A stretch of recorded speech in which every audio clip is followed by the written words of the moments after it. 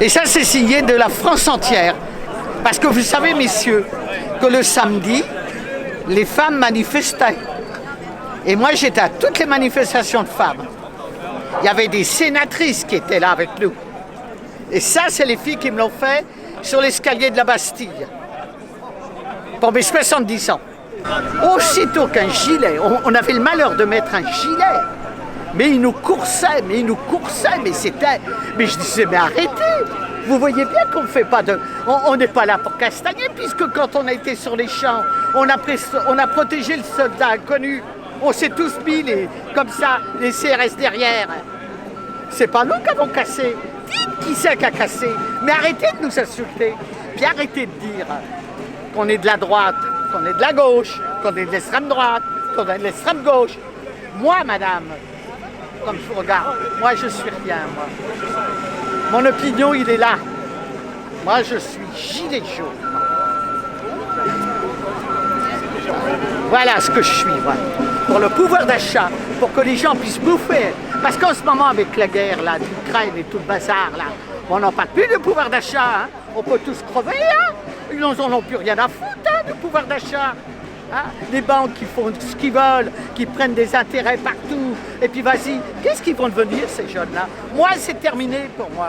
Quelque part, pour moi, c'est terminé. Mais eux, qu'est-ce qu'ils vont devenir? J'ai un petit-fils qui a 16 ans.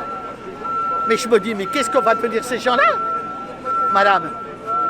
On est en France? On est dans un pays démocratique? Non, madame. Moi, je l'ai connu, 68. Je peux vous dire on courait dans la rue parce que c'est vrai qu'ils nous coursaient, hein? Mais il y avait un respect. Hein? J'ai pas vu ce que j'ai vu là, hein? Je peux vous dire. On a monté toute une nuit, on a monté la barricade à Saint-Germain-des-Prés avec des pavés. C'est les filles, les gars les détachaient, les filles démontaient. J'étais étudiante à la Sorbonne. Vous croyez que quand ils sont arrivés, les gardes civils, dans le brouillard à 6h du matin, on les a pas aperçus? Croyez-moi qu'on les a aperçus, hein? Mais seulement on a combattu. Hein? Je peux vous dire que les pavés, ils en ont pris dans la gueule aussi. Hein? Nous, on en a pris, mais eux, ils en ont pris. Hein? Parce qu'ils tapaient. Hein? Ils tapaient dur. Hein? Mais il n'y avait pas la haine. Il n'y avait pas, comment je pourrais vous expliquer, il n'y avait pas ce racisme qu'il y a en ce moment. Il n'y avait pas ça. Moi, j'ai manifesté avec les Juifs, les Arabes, il n'y avait pas ça. Il n'y avait pas d'un côté je te bats parce que t'es machin, de l'autre côté je te bats parce que t'es ceci, de l'autre côté je te bats parce que t'es comme ça. Il n'y avait pas ça. On se battait pour la France, pour bouffer et pour changer de vie. On voulait changer. On voulait voir Johnny, on voulait voir les Beatles, on voulait voir... Et on avait marre de Tino Rossi, toute sa bande. Voilà, c'est tout. Mais on voulait vivre. Et nos parents, c'est vrai, ils nous disaient attention, attention. Mais nous interdisaient pas parce que le jour où il y a eu mai 68, Paris, vous auriez vu Paris, il y avait Citroën, Peugeot, Renault, tous les commerçants étaient fermés, tout le monde était avec les étudiants, ils avaient tous peur. Moi j'ai une copine qui s'est mariée, ils n'ont pas pu se marier, ils n'avaient pas d'essence, ils se sont mariés 3 jours après. C'était, on se tenait, les vrais gilets jaunes, les vrais, il y avait un respect profond, on se tenait, on s'accrochait, on se disait bonjour, on s'embrassait. Moi je ne diffuse pas ça. Mais je n'apprécie pas certaines choses. Donc je fais de moins en moins. Là, je viens pour le respect. Je viens d'abord pour les morts qu'il y a. Et ça, je le respecte à vie. Et je viens pour les éborgnés qui ont perdu leurs mains et leurs yeux, parce que ça, je l'ai vu. Ça, je l'ai vu. Quand ils lançaient leur truc, moi, j'en ai récupéré un chez moi, j'en ai un chez moi. Les filles, au lieu de faire attention, elles mettaient la main dessus. Il faut s'arracher parce qu'elle n'était pas vide le truc. Et une main arrachée, je peux vous dire que ça fait un truc. Moi j'ai vu le sang couler. Moi j'ai vu une jeune fille. Allez, je lui donnais une trentaine d'années. Elle devait avoir son ami qui était à côté. Alors on se parlait. Là c'est tout le flic qui lui dit pousse-toi de là, pousse-toi de là. Puis la fille elle n'entend pas. Il l'a attrapé par les cheveux. Il l'a attrapé par les cheveux puis il l'a tiré. Il l'a tiré comme un pantin. Pour la... Parce qu'elle n'avait pas compris de la tirer. Mais j'ai dit, vous êtes en train de quoi lui faire à cette fille-là? Il me dit, il faut qu'elle rentre dans l'ordre, dans les droits. J'ai dit, quoi, par les cheveux? On n'est pas en 45, là, on n'est pas en 40, hein? On rentre pas dans un camp de concentration, là, hein? Attention à ce que vous faites, là, hein? Alors, hop, tout de suite, le gars... Parce que c'est l'âge qu'il faisait. Moi, j'avais l'âge, j'avais à côté de lui, j'avais vécu à côté de lui. Il ne pouvait pas me dire non, madame, hein? Parce que j'aurais dit, tais-toi, toi. T'étais pas dans les coups de ton père quand moi je suis né. J'aurais été vulgaire, alors que je n'y suis pas d'habitude. Parce que j'avais un métier qui n'était pas. Mais j'aurais été vulgaire. J'aurais dit, c'est comme ça qu'on traite une jeune femme.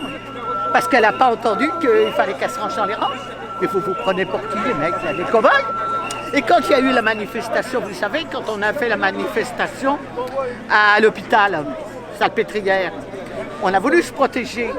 Comme on les a vus arriver, les cow-boys, parce qu'on appelait ça des cow-boys qui arrivaient avec leurs petites motos, on les appelait les cow-boys. On s'est foutu dans le jardin. Et vous savez ce qu'ils ont été racontés? Les journalistes, parce que ça aussi, hein, la petite magouille, hein, ils ont été racontés quand c'était monté, monsieur, dans les chambres de réanimation. Moi, j'ai perdu 2 enfants. Vous voyez, moi, aller dans une chambre de réanimation, alors que mes 2 enfants sont décédés cardiaquement, j'ai un profond respect. On est resté dans le jardin, mais on s'est caché derrière des bancs. Il fallait bien qu'on fasse quelque chose. Et ils nous insultaient. Alors moi, quand André Gazbadou, on a rendez-vous à News, j'ai dit, j'y vais pas. C'est des menteurs. C'est des menteurs. News de BFM TV, c'est des menteurs. Moi, je vais aller avec mon gilet. Ça fait 6 ans que je manifeste avec mon gilet. Et moi, je vais aller dire et il va mettre le paragraphe. Lui, il met tout. Lui, il met tout. Lui, il met tout. Et il met dans TikTok, parce que les gens regardent beaucoup TikTok. Énormément TikTok. Hein. Moi, les gens me disent, on te voit dans TikTok. Hein.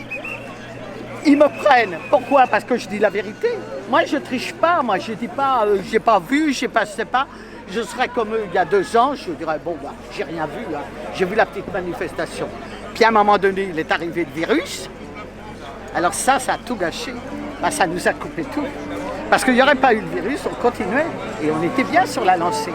Mais comme le virus est arrivé et qu'on a été arrêté, bah ça, les gens après, ils ont voulu reprendre les gilets jaunes. Mais les gilets jaunes n'étaient plus les mêmes. Ils étaient dispersés par plusieurs, ils se disputaient, c'était plus ça.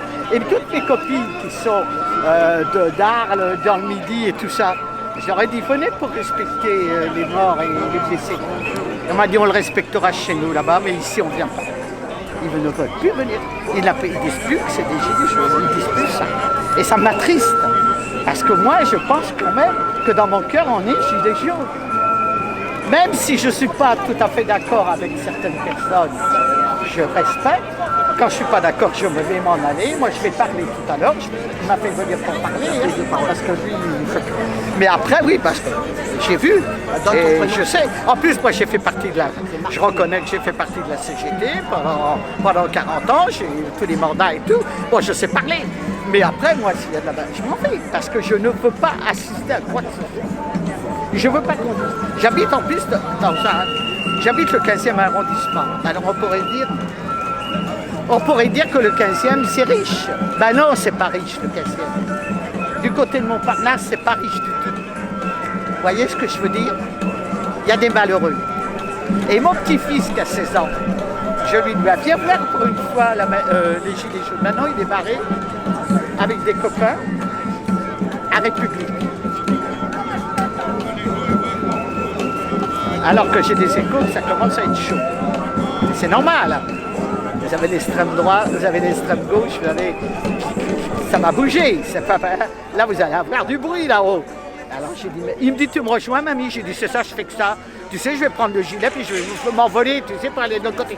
J'ai dit, si tu veux y aller, tu vas. Mais si tu arrives quelque chose, tu m'appelles quand même. On va faire des prises de parole à 15 heures à peu près. Il m'a dit, je suis 15 personnes.